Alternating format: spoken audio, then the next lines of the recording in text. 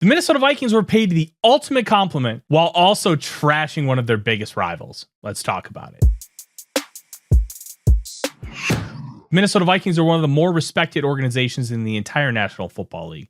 The NFLPA survey over the last 3 years has graded them first, second, and second across all 32 teams in the National Football League. They are viewed incredibly highly. Everybody who comes through the doors speaks very well of the Minnesota Vikings and how they treat their people. Now, one of the players that potentially wanted to come here kind of came out earlier this week.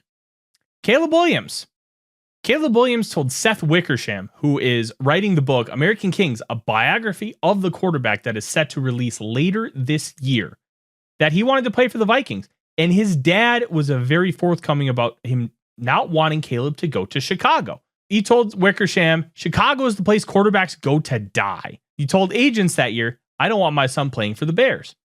And when they had their meeting at the Combine, Caleb Williams and the Minnesota Vikings, he said, I need to go to the Vikings. His dad, Carl, was like, let's do it. But there was one problem. You'd have to John Elway it. You'd have to Eli Manning it.